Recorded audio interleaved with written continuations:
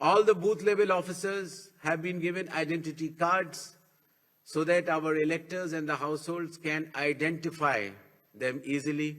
And since our electoral staff has been working very hard, their remunerations were also increased. ECI Night, as I mentioned, will be containing all the 40 different applications integrated in a seamless manner.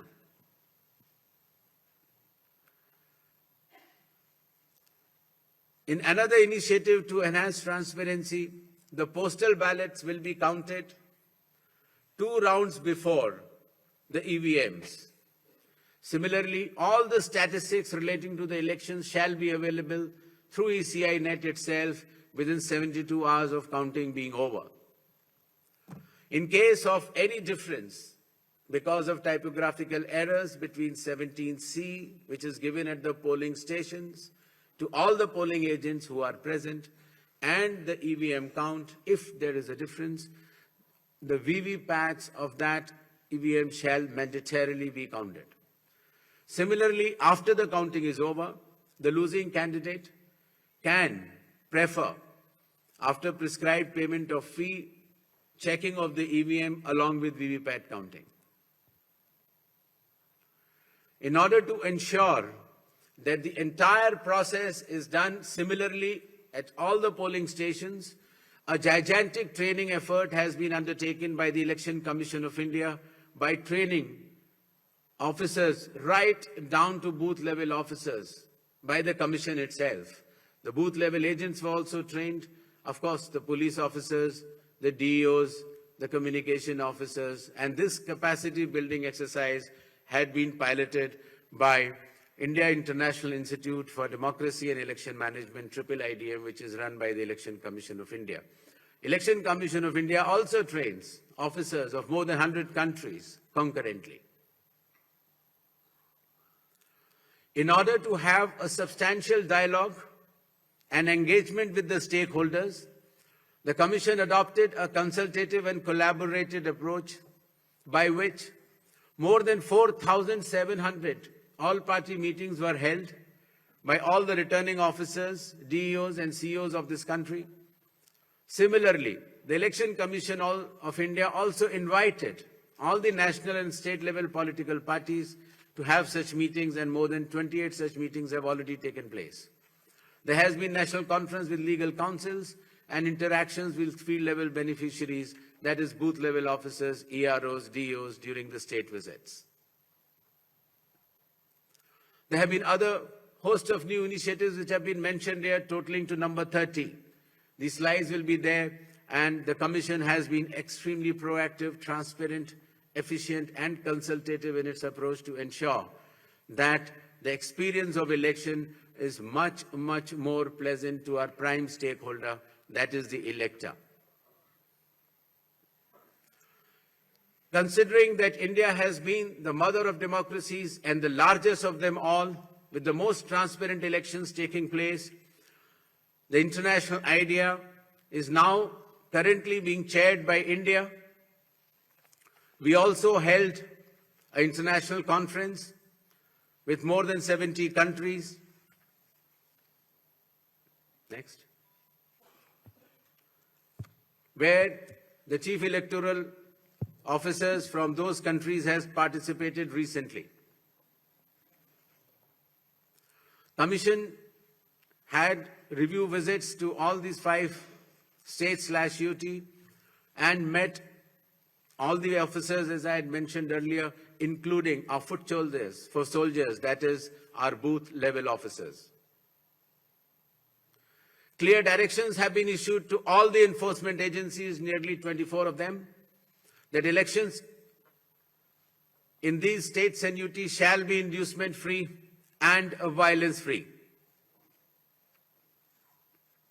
Directions have been issued to the collectors and the SPs that they have to act with complete impartiality and enforce the rule of law. The observers which will be visiting the states, their details should be made public, and any fake news on social media should be strictly monitored and necessary action taken.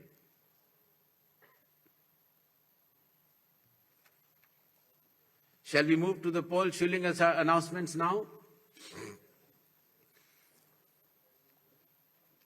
Next.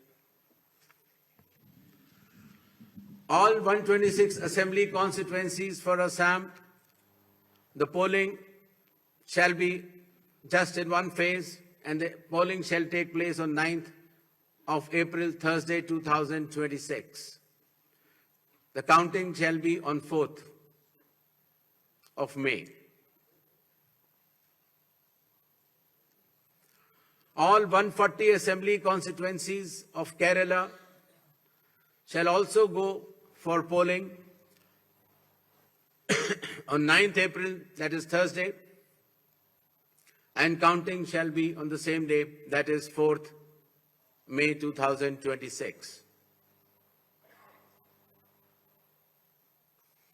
Puducherry also will go along with Assam and Kerala.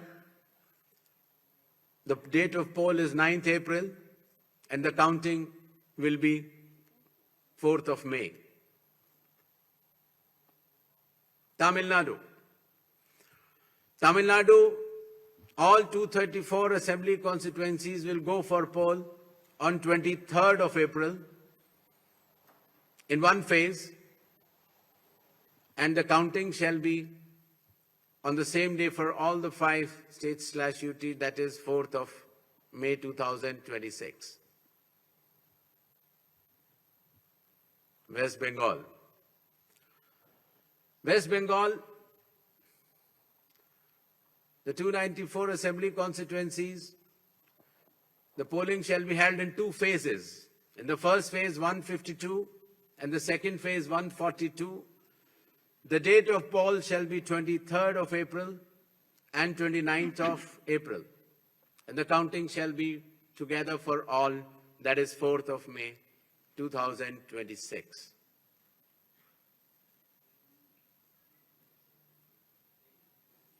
There will be 8 by-elections also, that is Goa, Gujarat, Karnataka, Maharashtra, Nagaland and Tripura. The name of the constituencies are mentioned here and the reasons which will be circulated to you. And the schedule would be that the assembly constituencies for Goa, Karnataka, Nagaland and Tripura will be held, the polling will be held on 9th of April, and for the assembly constituencies of Gujarat and Maharashtra on 23rd. The counting shall be on 4th of May for all the cases. Thank you.